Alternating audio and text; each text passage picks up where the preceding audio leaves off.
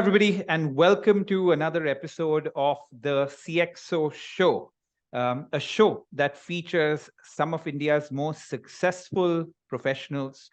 And our bias, as usual, is clearly towards people from the HR and learning and development domain, because, of course, we're a skilling and a learning company. So we love featuring people from that particular background. I believe that this particular show is an extremely important show because professionals across India that actually help run this economy, I feel they sometimes don't get enough credit and we don't hear enough from them and we don't get enough of their insights. And that's the reason why at Upgrad we decided to launch this show that gets these extremely valuable insights from India's most successful professionals. Today, I have a guest from a company that I have admired for as long as I can think back, right? When you think of companies that are really robust in nature, when you think of companies that are really respected, when you think of companies that have actually had a huge role in the development of this country, I think there's no other name that would come to mind than the Larsen and Toubro group of companies. And today I have Mr. Rao, who's the head of corporate learning and development at the Larsen and Toubro group of companies. Welcome to the show, Mr. Rao. Thank you, Sapneil. Thanks for having me on the show. Yes, and I'm extremely excited to talk to you because, like we were mentioning off camera, we've been meaning to meet for a long time, and that has not happened. So I'm glad that we've got a way of interacting through this particular show. So the feel of this show is going to be that of candor, right? So we're going to try to speak as much from our heart as directly as we can. But before that, as I do with all my guests, I'm going to read a quick, slightly formal introduction of you, and then we will keep the formalities aside and get into a candid conversation. Does that work for you, sir? Yeah, that'll be great. Thanks, Sapneil. Okay, so Mr. Rao is, like I mentioned, the head of corporate learning and development at Larsen and Toubro group of companies. He also leads global learning, OD, and leadership development at L&T. He also leads the technical engineering and leadership academies at L&T. These academies provide various learning and skill building programs, including upskilling and leadership development, with the goal of creating a high performing and sustainable corporation. An alumni of XLRI Jamshedpur, Mr. Rao has more than 3 decades of extensive experience in leading global and multicultural teams, and as a CHRO has led the global HR functions in leading organizations across sectors like engineering, IT, manufacturing, pharma, and hydrocarbons. Mr. Rao is extremely passionate about leadership development, personal effectiveness, team building, change management, and organizational development. He's focused on enhancing the capacity of performing managers, senior executives to become better and reach greater heights. When he's not working, Mr. Rao teaches at various management institutes and is also a speaker in multiple leadership programs, both internal and external, as well as forums such as NASSCOM, CII, NIPM, TEDx, and more. Mr. Rao is also a coaching guide for CEOs pursuing coaching accreditations with CFI and the president of the CFI's Mumbai and Pune chapter. Mr. Rao, welcome to this show, and you have your resume is such a strong one, and your LinkedIn profile is as strong a LinkedIn profile as anybody can find, and you're a real veteran of this particular field of both HR and L&D. So I'm very excited to pick your brains for a lot of insights. Okay. Oh, sure. Yes. So, Mr. Rao, if you could first tell us about your journey, right, to this point. If you could just run the audience through, where you started. Maybe you can start with XLRI or even earlier. I leave it up to you. And then just slightly give us a run through your career as to what brought you to this particular prominent position at what I believe is a group that contributes most to India in some way. Thanks, Sapneil. I think let me go down the memory lane. Yes. It's been quite a journey for me. Never expected the journey to be so exciting. And honestly, I'm coming from a small town And I think I'm talking about a time many of the younger people would be, I think, not familiar with. I'm talking about the 80s, wherein uh, there was no internet, there was no way of knowing what kind of careers and what kind of opportunities were there. You could possibly depend upon your teachers and some of the seniors. And very interestingly, I think one of my seniors who went to XLRI, my senior's brother, actually, to be precise. And he told me about there's a possibility there's a management school where you can go and hopefully, I'm sure you will have a decent career. Because very interestingly, I'm not a science student and I am not a numbers person, although I did my commerce. I'm not a very heavy duty numbers person. I'm good at it, but I'm not actually somebody who would love to look at it as a career for a lifetime. And I was looking at it something which is in the helping profession. I mean, I was more from that particular kind of a background and the kind of a work which I wanted to do. And I mean, maybe I think sometimes luck chooses you too. And I happened to get into XLRI and go there and studied. I think those 2 years was the most wonderful time. I got exposed to, first of all, for the first time, about human resource management. In those days, we called it personal management, industrial relations, and many other names we called it. And of course, over the years, we call it by different names. Yep. But actually, it's all about, fundamentally, it's the same, getting the right people, creating the right capabilities, and making them to do and create an environment where they can perform to their best. I think fundamentally our journey has been that, and it spanned over many years and many decades and many industries. I started off with Larsen and Toubro, and I worked as HR head for the manufacturing units. Then I was heading HR for L&T Infotech, L&T Technology Services, then L&T Hydrocarbon. I was heading HR for Sun Pharmaceuticals globally. And of course, of late, I'm handling this role as the head of the corporate learning and development. So handling new young enterprises and nurturing them when it was a very marshy land, Hazira unit, or the L&T Infotech when it was a very small unit in those days. And of course, L&T Hydrocarbon, it's a big place, and Sun Pharma through its merger and acquisitions and various other kinds of things.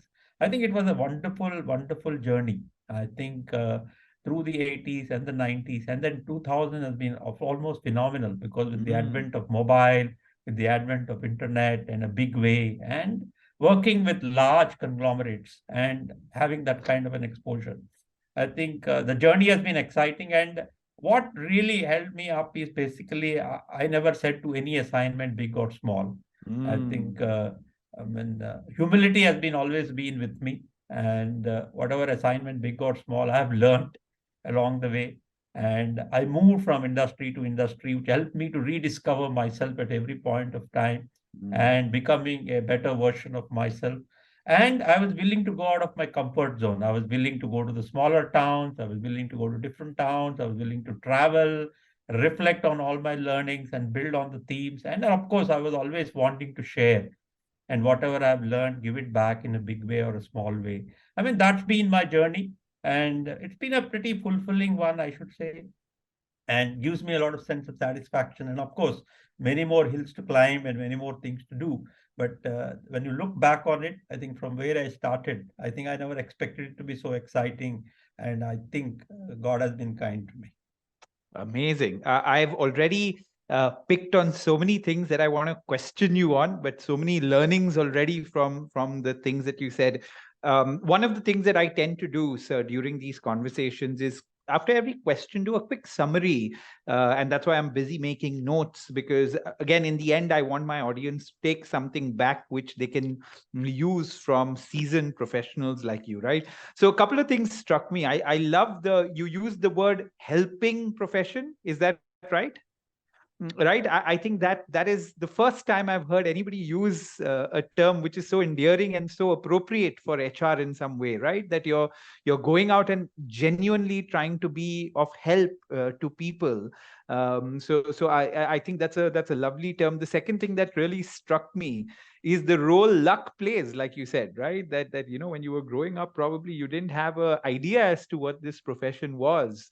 when one thing led to the other, and you got into it and somehow probably found a fit with the broad idea of it being a helping profession, right, of some sort. So it was nice.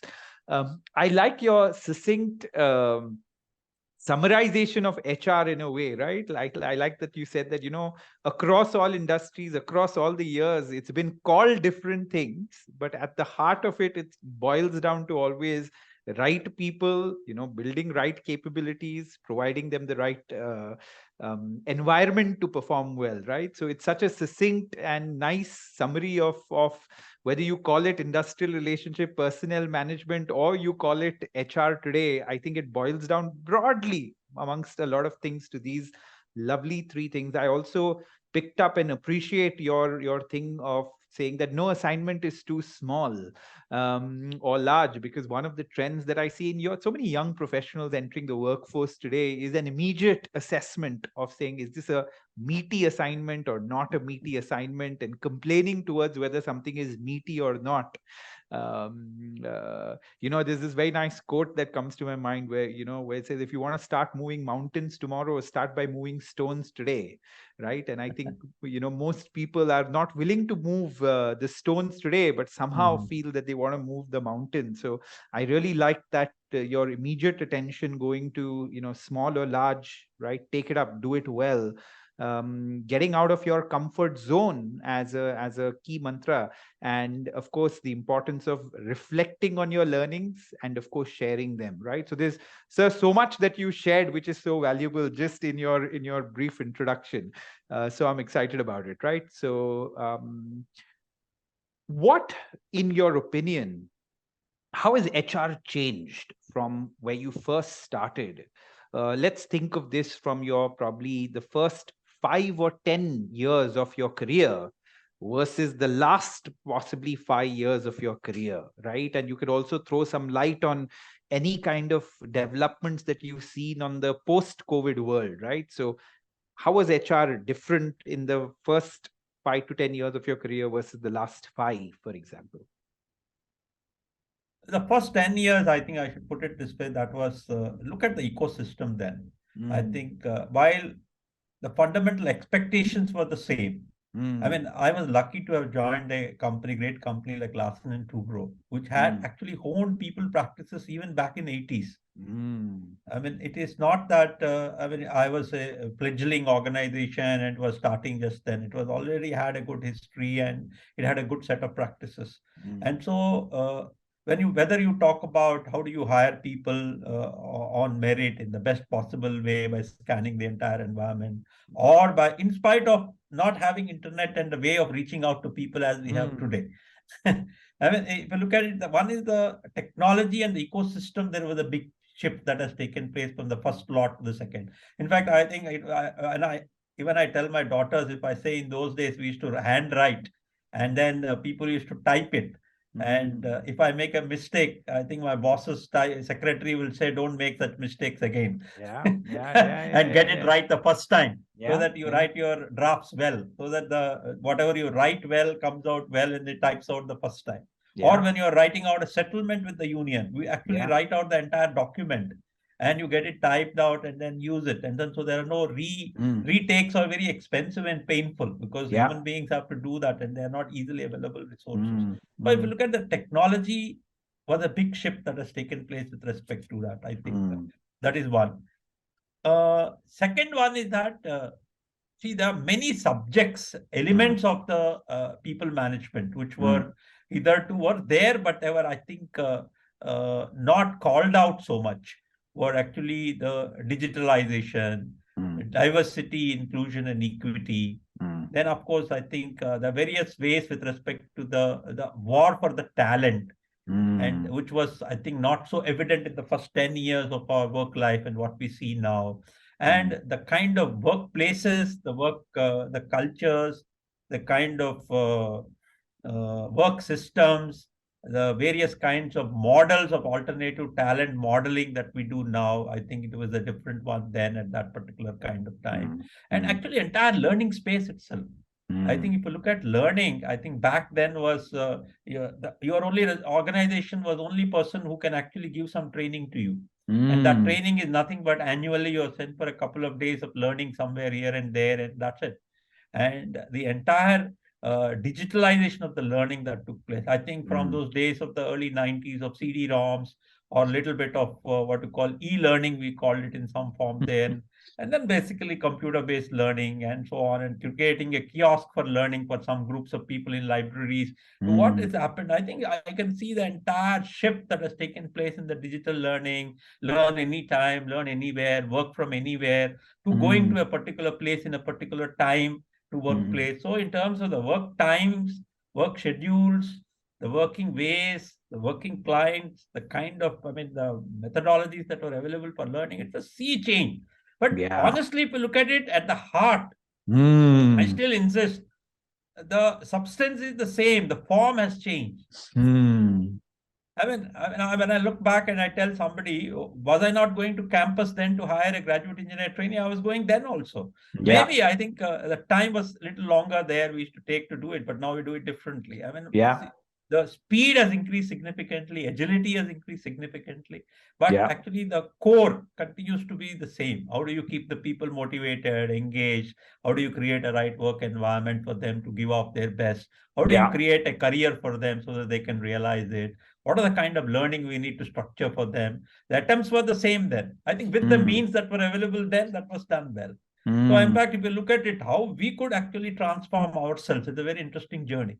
How we moved from where we were to what I actually learned along the way. When I moved from manufacturing to IT, from services to hydrocarbon, from there to pharma, and from there to learning and development. I think every day has been a new me. Using technology and trying to be, amongst the people who can use it and then deploy it and make things happen. The entire HR digitalization. I don't think in those days we even had an SAP HR. Forget about anything else. So we moved from that. And so HR itself, I think we can say that I came in at the time when record keeping has moved to IR and a little bit of personal management. And from there, what it is, the transformation that took place. And if you look at it, the last 3-4 years, I think thanks to pandemic, I would say thanks, because there's certain good thing that also happened because of the pandemic. Is organizations suddenly discovered that work can be done in different ways than we thought it could be done earlier. So it changed the paradigm of many people, number one. And number two is that the technology kept pace with the same conversation which we are doing, Swapnil. I think Zoom. I don't think Zoom must have been there before also, but nobody knew about it. Or Teams, Microsoft Teams is something which has really taken up everybody's space now. It was there earlier also. Nobody even noticed it existed. So the time comes for something, how work gets done, how people are working, and how people can work. But also at the same time, we realize that there are some old world themes, like how do we connect with people and how do we learn from one another, the kind of connectivity which we can establish face to face with respect to people, the kind of relationships one can build. Because actually workplaces are places where you spend long hours. And that's a place beyond colleges. That's where you can make friends. You can make actually people who will, work alongside with you and build things with you. So I would say it's a huge change on so many parameters, be it technology, be it market, being competitive pressures, being global standards. I don't think we talked about anything like in those days we used to manage what we see. Because the communication was so poor, you couldn't make a telephone call to anybody. So your team can't be outside of your city. So you manage what you see. Now you manage teams globally. So you connect with people anywhere and so on and so forth. And people aspirations. I think where you come from at that time, I think there was a lot more of a scarcity thinking then. I think because India itself was like that. But now if you look at it, I think people's aspirations, people's exposure is so high. And I think making appropriate positioning for all those kinds of things, it's a very challenging, exciting kind of a space to be in. And of course, I believe that only when you've seen it, you can see the difference between the two now. Absolutely. Otherwise, if you don't know the differences, you will think that nothing gets overnight built. There are lots of good things that are happening. We build on top of that. All institutions, strong institutions which are built, and they have revisited themselves. The institutions like all XLRI, TISS, and most of these institutions, how they have actually revisited the entire curriculum, the kind of students who come together and then build the kind of fraternity. And one interesting thing which I've noticed is that the large scale diversity that has been built into the people profession. I think there Yeah. is a significant chunk of, back then in the 80s and early 90s, we hardly used to find, if you go to any forum, we never used to find women in many of Mm. these places. So it's a very Mm. significant shift that has taken place. So I Yeah. think there is a sea change and all these fronts actually. I mean, maybe people can draw anything out of that, but there is a lot of positive change that has occurred. And Yeah. there's a lot of actually gains that we have gained with respect to Mm. the way I think we realize that there is a whole new world to actually achieve and conquer with all the changes that have taken place. I feel Yeah. very positive about all these things, and I think it's going to be even better and better as we go forward. Of course, we need to be careful with respect to technology has got a ubiquitous presence. It can take you away from the real life also. So that I Yeah. think you need to Yeah. be conscious about that. I think these are Yeah. some of the things, according to me. I mean, plenty of them, but Yeah. I can share a few of these like this. Yeah, I think it's such interesting. I'm going to try to do a quick summary of I think what you shared. I had a big smile on my face because this is what I believe myself, right? That even if you step back 20 years, 30 years, 40 years, at the heart of things, right? Things often remain the same, right? The like you mentioned, the heart of that matter probably boiled down to the three things that you mentioned earlier, which is, hey, get the right people, build the right capability in some way, create the right environment for them to do their best work. Your 3 points at the start probably were the same then, they're the same right now. But the tools which we had then versus the tools that we have now are so drastically different from each other that in a way has accelerated growth in a way, right, of your company, of this nation. And of course, I think the one thing through various forms that kept hitting me when you were giving that answer is the importance of technology, right, through our entire journey. And as technology keeps progressing, so do our ways and means of doing stuff, right? So you spoke about technology, digitalization in some way, e-learning, the big difference that you're seeing today in the war for talent, right? And sir, if you actually think about it, even the war of talent is probably one of the reasons for that is platforms like a Naukri, a LinkedIn, so many of these platforms where Yeah. people can display themselves, and in turn that war of talent starts in some way, right? So that you spoke about the importance of culture, right, which probably culture was important back then, but now the kind of importance that culture has been given is totally different. And of course, you spoke about the new work systems that is coming, the talent mobility. So, Mr. Rao, my next question to you, of course, is I know before I ask you a question, actually, I want to kind of touch upon what you said in a post-COVID world, right? You spoke about the discovery that people have had of different ways of working. That's what you spoke about as one major change. Have you observed any other major change in a pre and post COVID world in the workforce? I mean, again, I'll tell you what.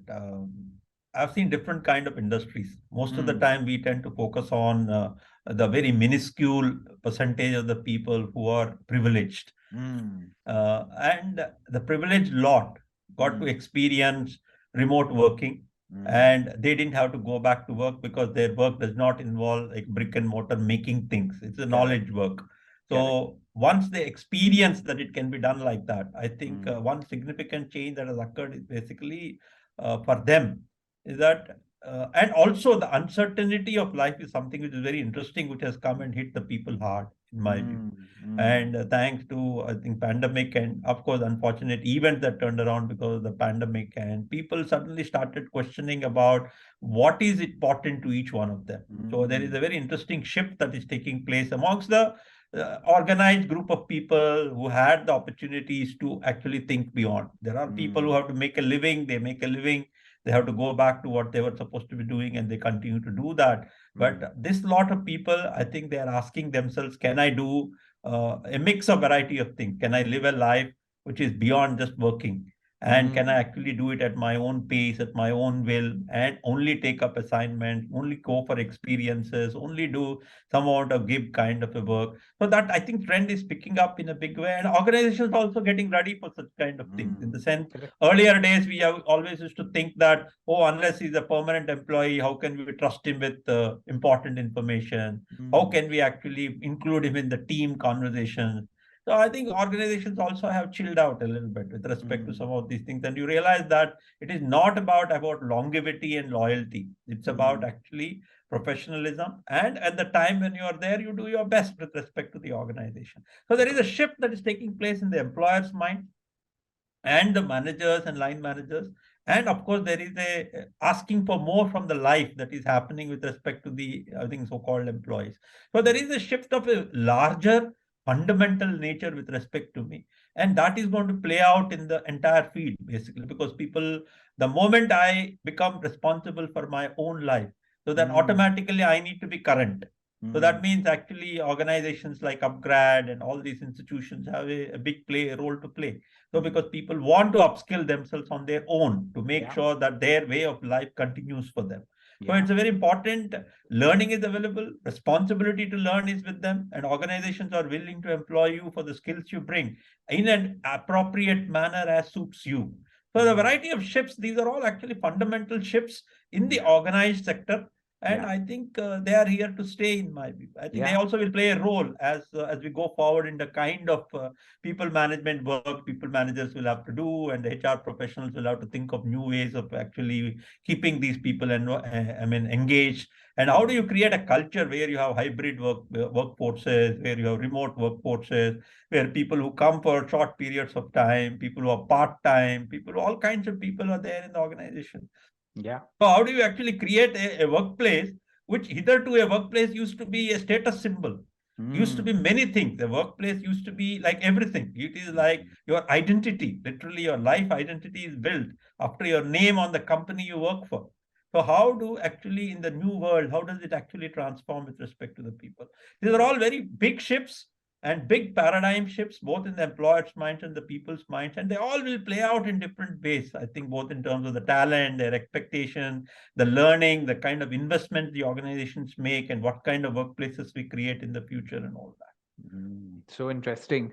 It's interesting because through 10 episodes of speaking to different people from the HR and learning and development fraternity, the one thing that they've said, all of them in common, is the thing that you just said, right? That all of a sudden post-pandemic, people are much more aware of their time in such way. And I guess because it was of all the uncertainty that was caused, they're a lot more aware of, hey, what should I value, what I shouldn't value. And that has had such a big impact on the way companies function today, right? And it's Mr. Rao, trust me when I say this, I haven't prompted this answer from anyone. I just have asked them the question saying that what are the big trend shift that you're looking at? And this is the one that has come throughout, right? That people's desire in a way for more work-life balance, right, has gone up in some way. People's desire of really taking time out from work, right, when they're full-time employers, or this gig economy in a way that you were talking about. It's all, every senior person in the HR fraternity is facing the same thing, and which I think is has its own positives, right? A slightly more aware workforce which knows what its values in some way is something which is important. And very interestingly, I would always share that I would say a working mother more often than not prioritizes her work so beautifully at the workplace, because she knows that she needs to leave often at a fixed time, right, to tend often to her children. So she's very, very particular about not wasting time, even an iota of time during the day. So she prioritizes stuff much better. And I think that's an overall trend that is being seen, which is interesting. Yeah, very interesting. Yes. So, Mr. Rao, what if there's a young professional entering the workforce today? What would be the 3 skills that you would, or behaviors, right, that you would want to see in this young professional entering the workplace so that he can thrive in his career? What would those 2 or 3 things be for you?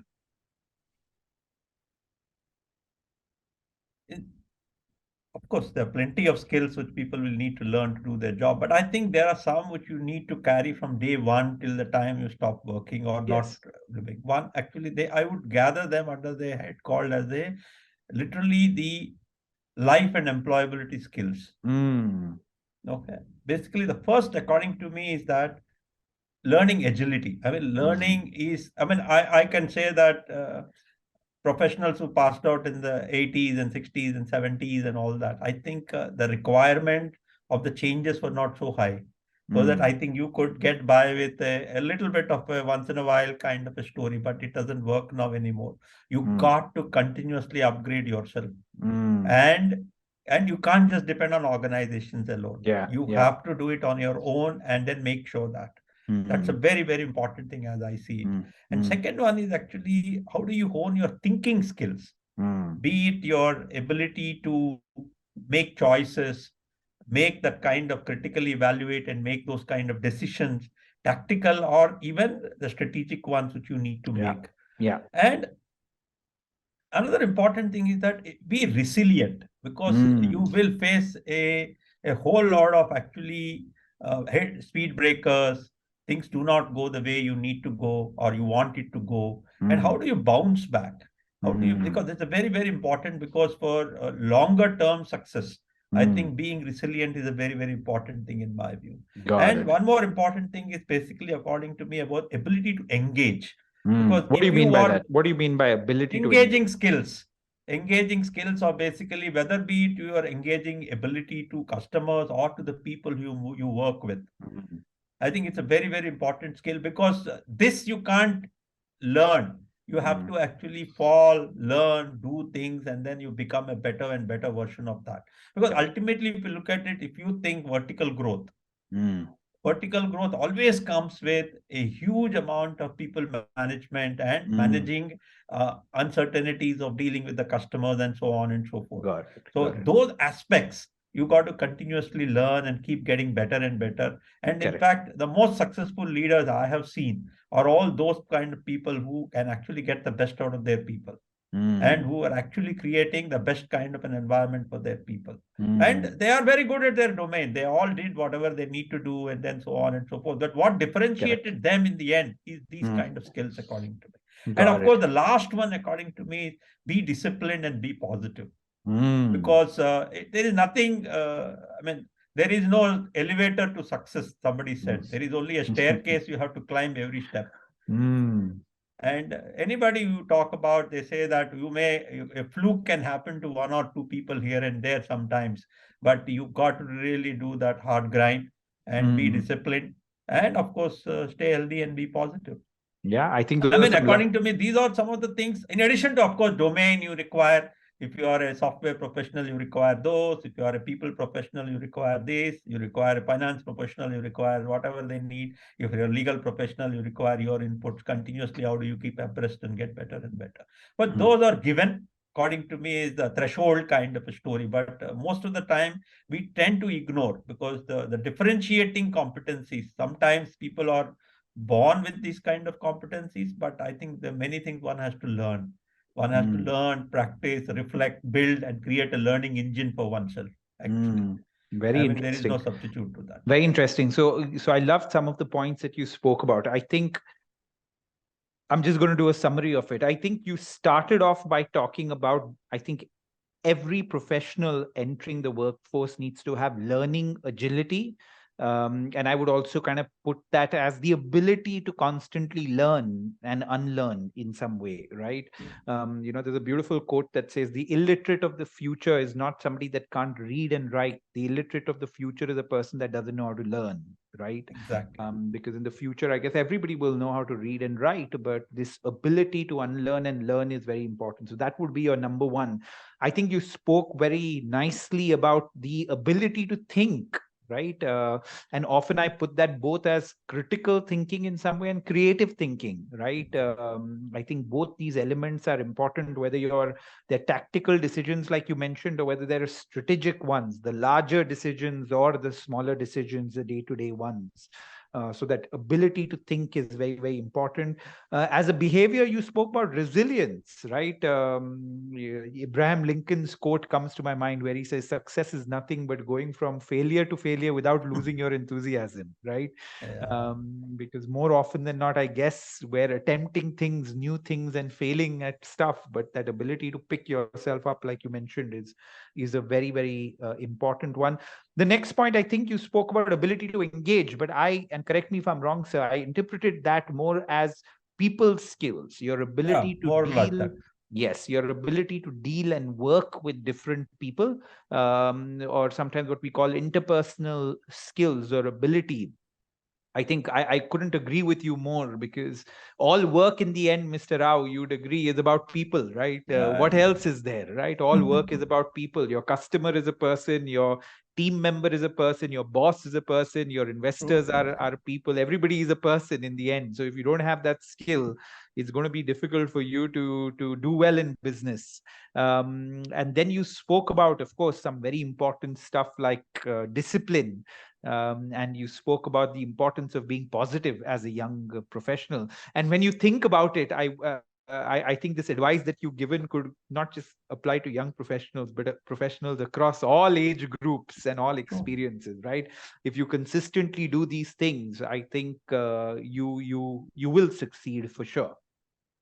Yeah, very interestingly, Swapnil, what I've noticed is that thanks to the entire startup culture, Mm, failure is more accepted in the society mm, now. It yes. is okay to say that my venture failed and I moved Yeah. on to something else. I went Mm, back to my job, or I took a break and took a risk. So I think that's fantastic now, in the sense that I remember as HR professional, we always used to see why there is a gap in your yeah. CV earlier days. Yeah.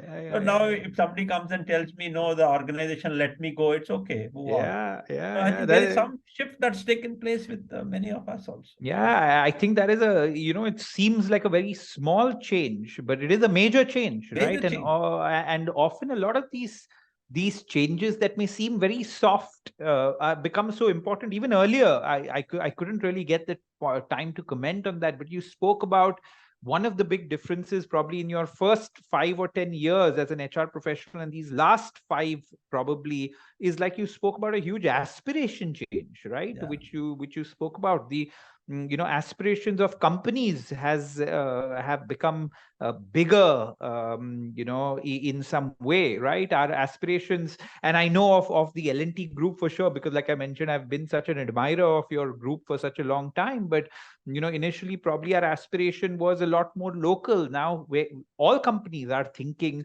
global, right? Whether they're in the bits business or in the atoms business, right? Whether it's in the knowledge business or the brick and mortar business. I think Yeah. it's so interesting, because you're in both businesses, right? And how our aspirations have become global now, right? And exactly like this, the aspirations of the people that are employed by these companies also have gone up, right? And often to global levels, right? Is what they've gone up to. So yeah, I thought that was a very, very interesting point that you made. The discipline that is required, the positivity that's required. Now, again, you spoke very nicely about domain skills, right? And we often forget the importance of domain skills, right? And I think that's as important as all the other things that you spoke about.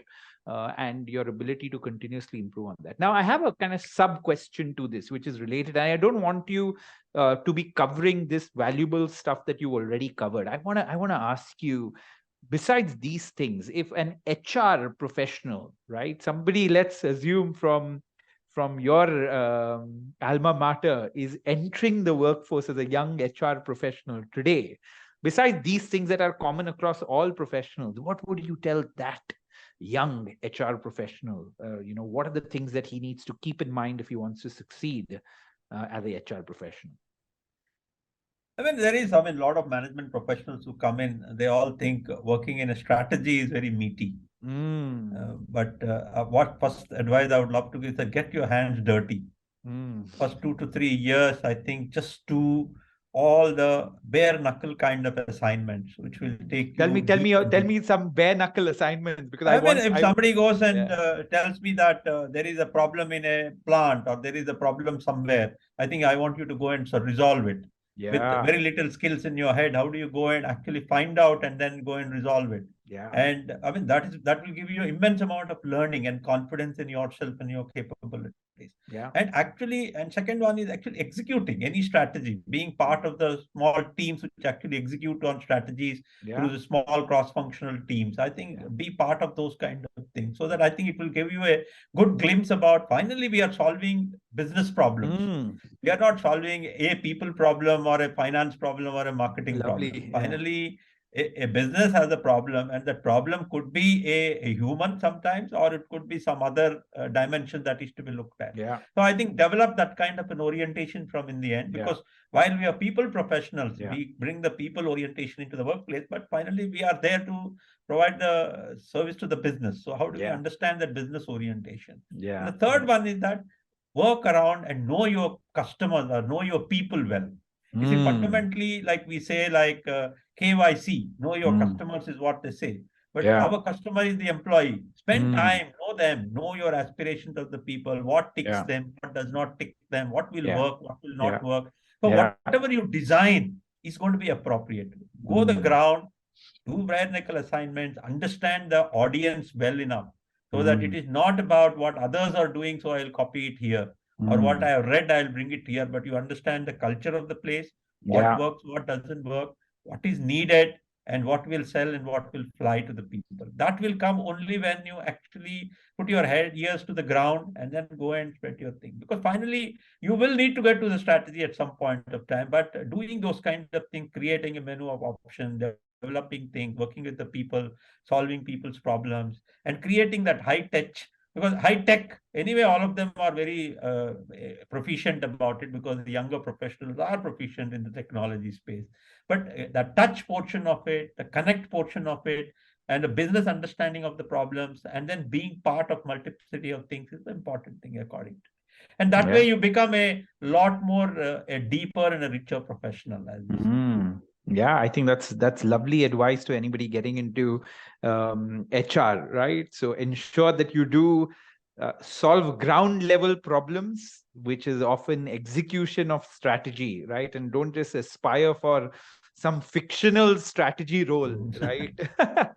Right. Ensure that you're doing all the, the important yet what is called often dirty work, right? Because you need to be in the trenches doing the work, and there's no experience better than that, because how are you going to develop strategy otherwise if you don't know the realities of the Yeah. ground? And Mr. Rao, you'd also agree that often even after knowing those realities of the ground, when we're building strategy, that is so disconnected from the ground, right? Right, that often Yeah. happens so quickly when we're not solving the problem. So I think there's no alternative for a young professional but to get their hands dirty in some way, right, and execute this strategy. I loved your thought on, be the one solving the business problems in the end, because I think HR often has a very fine dance that they need to do between the business problems and the people problems in some way, right? It's a very fine dance that you need to do between the two. But I think that is very, very important. And of course, know your people well, or they are your customers in the end. The one other thing that often comes, and I want your comment on that, I have often found, Mr. Rao, that the most successful HR professionals are the one that have a good understanding of the business that they're in as well, and I'm sure you'd agree with that. Yeah, yeah. And just I like the HR professional that has gone on a few sales calls himself, right, with the salesperson. I That's like true. the HR professional that's actually interacted with a few end customers, not just their internal employees, right? I like that HR professional because I think he also has a better appreciation than for the true problems of the business that you spoke about. So I'd like your No, comment on that. I fully agree with you, because Yeah, I think there are some very well-known organizations who have made that as a part of the very integral of their learning, and we have yeah, also done it actually. But yeah, very interestingly is that know your end customer well, know what does he expect. So it will give you a very good glimpse about what kind of people can deliver that kind of Yeah. a value. I Yeah. mean, if you have worked in the service industries, you know that finally your service is delivered through the experience of the people, what they Yeah. are creating to the customer.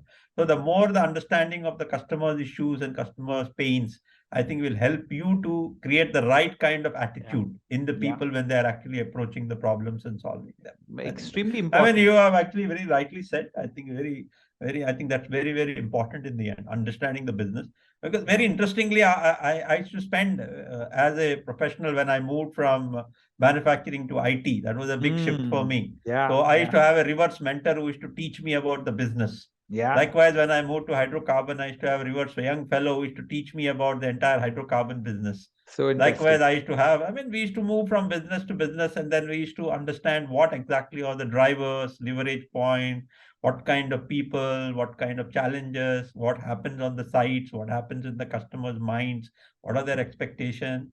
Any amount of time that is spent understanding from all kind of sources, any kind of information that flows in, which will Lovely. help you to form up what is the kind of work that you need to be doing or what agenda which you need to have for the people side of the business. Yeah, absolutely. And just through my experience, I the any HR professional that has a disdain towards business as such and thinks his only job is people management in some way, I found their view to be very myopic, right? And the people that actually have a ground reality of business, as you mentioned, through reverse mentoring, and very often it could be through just reading your own annual reports.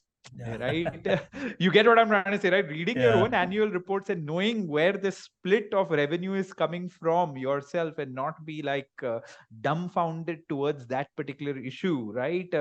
Immediately as an HR professional, you get so much more respect when you have an understanding of business and you have your ear close to it. So that would be just an additional point that I would mention to the points that you spoke about.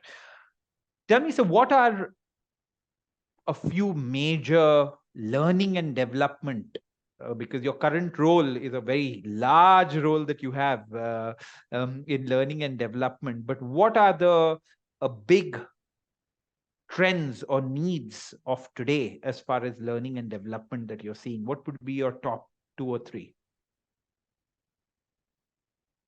See, one, if you look at, if you are the organization of our kind, I think Hmm. I should, we are growing, we are growing fast, Hmm. and it is not a question of about lack of orders in our kind of a business. It is Hmm. about the kind of talent that we need to position to do Hmm. those kind of complex jobs. Hmm. So creating a pipeline of talent, basically be it the business leaders, the project leaders, or the technical leaders that we require, or the technical professionals that are required in large numbers and in a very, very fast moving pace. I Yeah. think that's a very, very key thing. So whatever is required to be done with respect to it, be it actually early identification or putting them through the various learning paths, creating actually opportunities for them to practice these things, and Hmm. of course giving opportunities much before their time also, because even when they are ready, before they are ready, and creating a safety net for them through the various senior people providing that kind of a safety net, so that they fail but they don't fall so badly that they can't get up and work again. Yeah. So creating the safety nets for them, and also creating the leadership involvement in creating that kind of a learning, because Yeah. finally the leaders, if you have to manufacture more leaders in the Yeah. organization, the Yeah. inordinate amount of time you need to spend and the commitment you need to demonstrate Yeah. by mentoring or by even participating in teaching, or by creating a culture where learning is respected, in the sense Hmm. that it is not looked down upon, why are you doing this instead of doing some work. So even Hmm. it could be a small nudge here and there, or even asking what is the practice you are doing of the learning which you have done yesterday, how are Hmm. you deploying it on the workplace, or going and doing some teaching themselves, or creating courses for the people, Hmm. and be a part of subject matter. The leadership commitment can take different forms. So Yeah. creating a learning culture of where learning is respected, the behaviors is demonstrated, and of course creating the become the window to the world.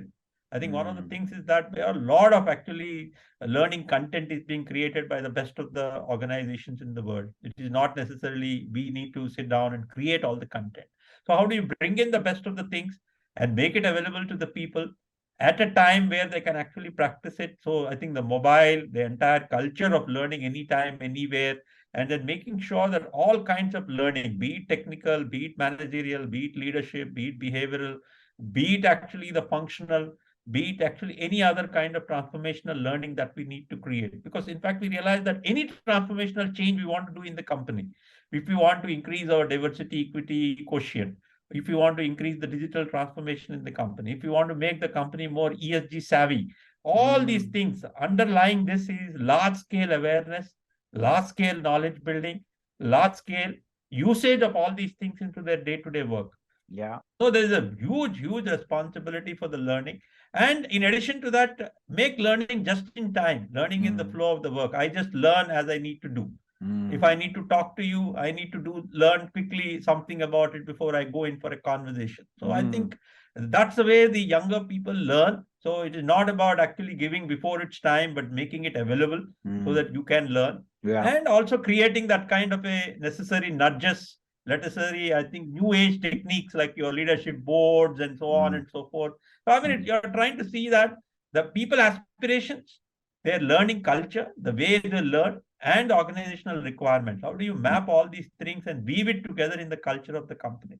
Yeah. And I mean, that's the whole journey we are on. And I think, according to me, there are so many skills are there: upskilling, reskilling, downscaling, and cross-skilling, horizontal skilling, and people learning more than what they need to be learning, and more, and unlearning some things and learning the new things. I mean, it's a whole cross-section of things.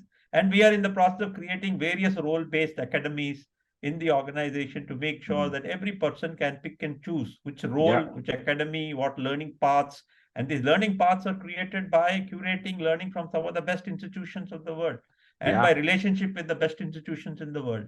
So I think our job is to make learning available and nudge the people towards learning, and actually the leaders expecting the learning to take place and participating in that, and the people doing their piece of the job with respect to it. It's a combination of all these things is what keeps me awake actually on that was one of my questions actually to you. What keeps you awake at night? But I think you answered that in quite a lot of detail. I must make a couple of comments though, right? So first of all, I have a deep appreciation for companies like HUL, Infosys, and Larsen and Toubro, right? Because I think these companies have taken on the mantle of being talent generation pipelines in a way, both for their own companies and for India at large, right?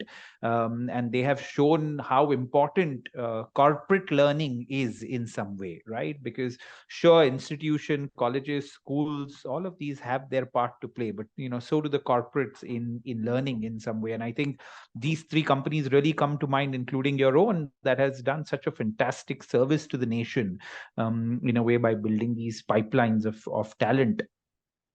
So yeah, thank you very much for that, and in very large numbers. The other thing, like you mentioned, right? I think the big challenge when it comes to companies like yours is never the order pipeline, right? It's can I match the order pipeline with my talent pipeline in some way, right? And especially given that any talent from Larsen and Toubro is hot property in a way, right? Thanks to the fantastic job that you all do. It's true, right? It's hot talent now, not just in India, but even across the world. These companies are looked up to as a bed of hot talent. So how do you keep pace with that? And that's very interesting. What is as far as the modern or the today's learner is concerned, what are the 2 or 3 differences that you're seeing? Anything that's really hitting you that today's learner is demanding in some way? I mean, it's like a black box, a learner. I think human being is very interesting. Yeah. Earlier days, we used to say you check the employee engagement once in a year. Yeah. So you don't know. Today, an employee is engaged in the morning, he is disengaged in the afternoon, and he is totally engaged in the evening. Yeah. So actually, the influences on the learner are many now. I mean, he can't just simply come into an organization and shut out like a put on a braid and then focus on the work kind of a story. There's so much of influences all the time that is happening, and he's learning continuously. I mean, there are so many, OTT and so many channels, so many things which are actually keeping, because in fact, uh, attention span of people is actually the biggest, I think, we can't actually say that I'll take 2 hours to teach something now. So somebody has to say that, how do I make it in a smaller and smaller snippets and make learning available to the people concerned?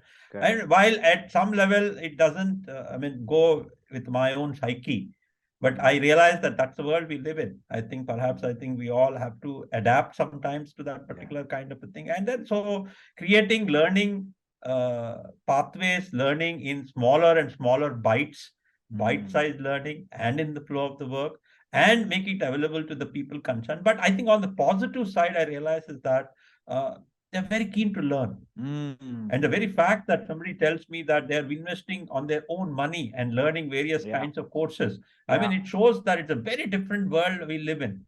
And people are taking their own careers and learning seriously. It was not hitherto 20 years back.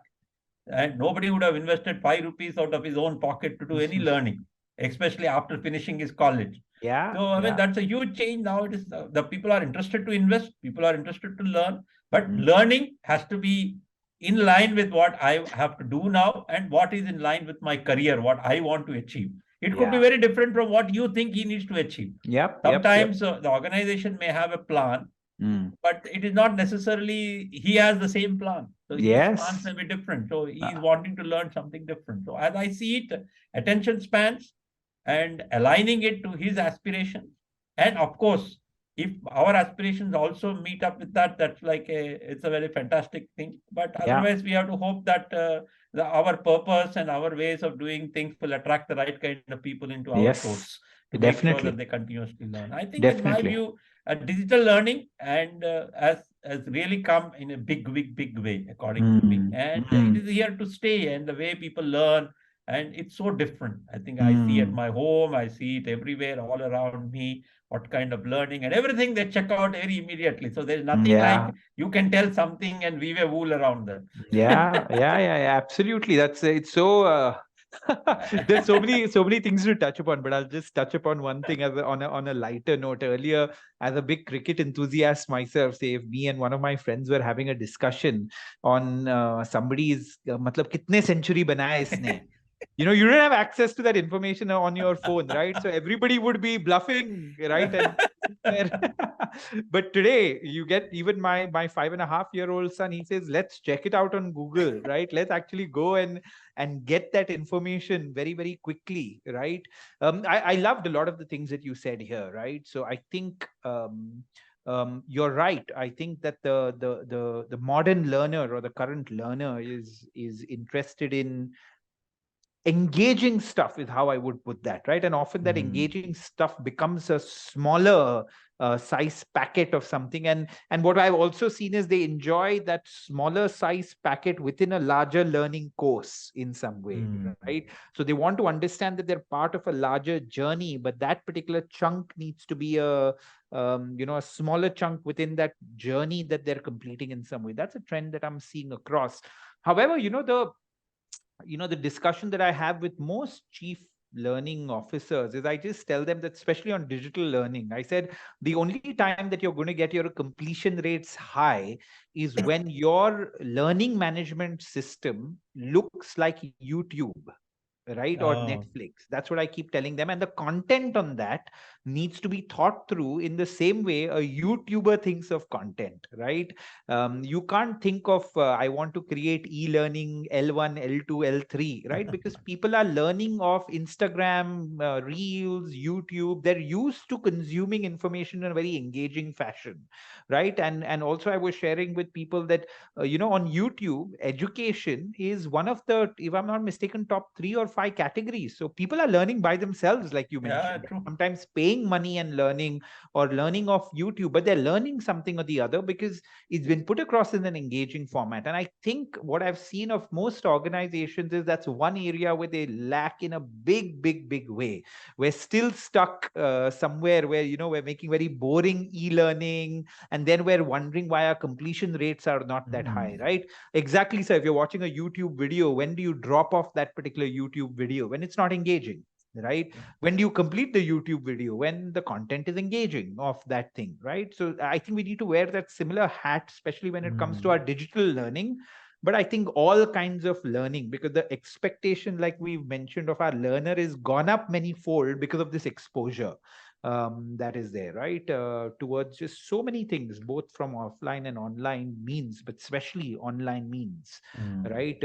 Which are there. So that's what I would say. So we have run out of time. I haven't realized that we've run out of time because I've been so engrossed in this conversation with you, right? But we've run out of time. I want to ask you one last question. I'm being a little greedy here for your time, but I'm going to ask you one last question, then we'll wrap up with that.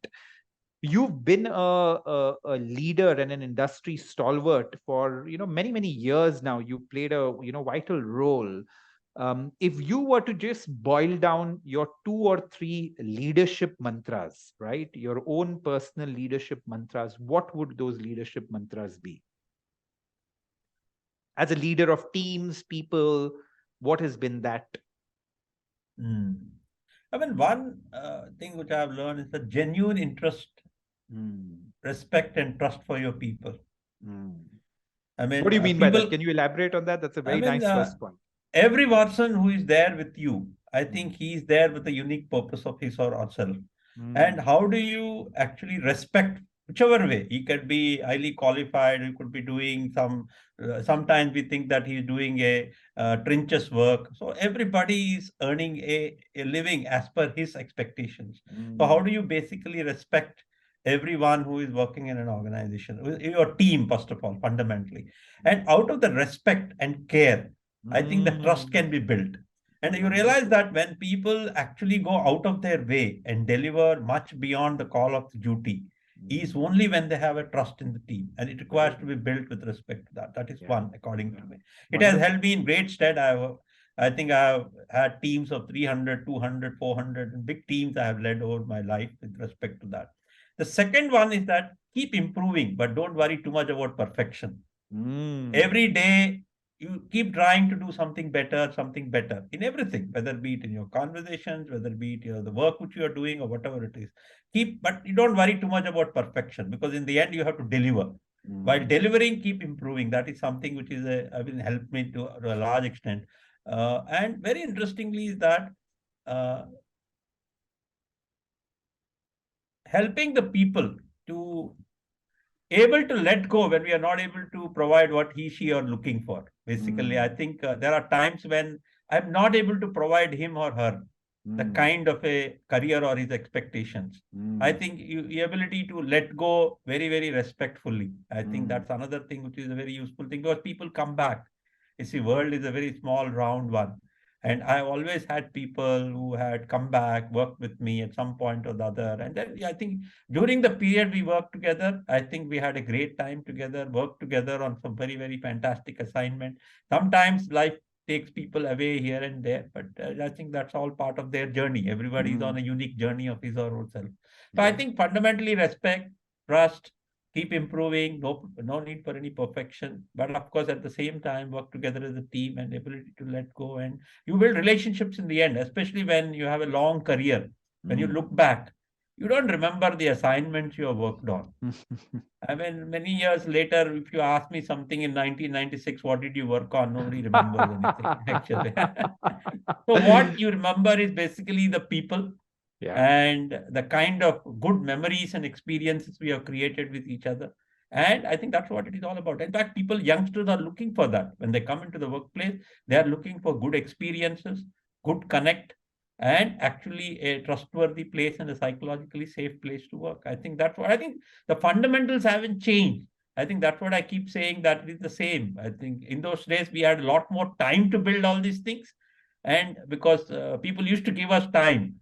In those days, they used to not come into an organization to leave within 6 months. Nowadays, Yeah. I think they give you a little less time to do that. But Yeah. ultimately, I think that's something which I think they are all at least genuine interest, connect with your people well, keep improving, keeps helping them to grow in the process because they are also wanting to grow, create opportunities for them to grow. And of course, I think when they have outgrown what an organization can offer at some point of time, let them go and let them move Yeah. on and even help and connect back. I think there are What? very personal things to me, but I thought I'll just share. I think these have worked out well for me, and I have built relationship with all these people along my Yeah. life. I think that's Yeah. an important part of it because each one has become very senior and big guys all over the place. But I think that's what makes. I think that gives me satisfaction at the end of the day that you could build so many leaders and they have become Mhm. better professionals than what you have become also. Yeah, well, So that's lovely. something. Yeah. What a wonderful note. I just want to add one thing before we end. It's been such a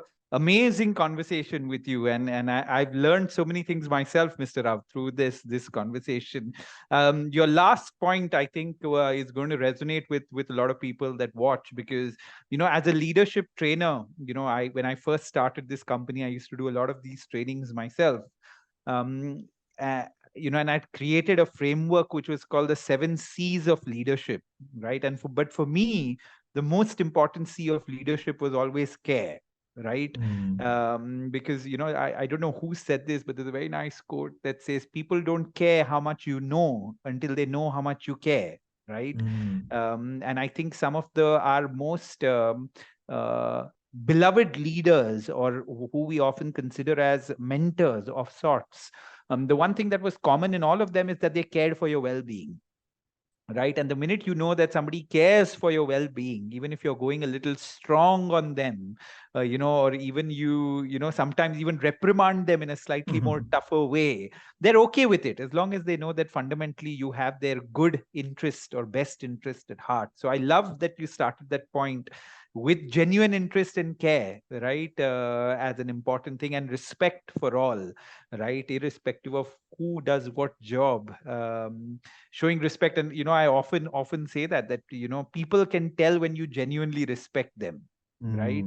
Mm, Whether it is your somebody that we may call blue collar, white collar, whatever these terms, which are often archaic right now, but whatever these terms are, every person knows when you have genuine interest, genuine respect for them, and that no wonder it's worked out so well for you, right? And just to connect your first point with your last point, sir, when you spoke about respectfully letting go, again, there's respect fully letting go, right? So your first point and last point are so connected to each other. mm. So even the art of letting go is an art of care sometimes, right? Because there could be a misfit. Even by letting go, a lot of respect can be shown, right? True. So I think those points weaved in very beautifully, that you spoke about. Mr. Rao, I am hoping to meet you in person and continue this wonderful conversation offline someday. I had an absolute great time talking to you, and I'm sure whoever's listening into this conversation will take away a lot of wisdom from this thing. Thank you very much, sir. Thank you. Thank you, Swapnil. I really enjoyed having this conversation. I Me appreciate too. it. Thank you very Thank you. much.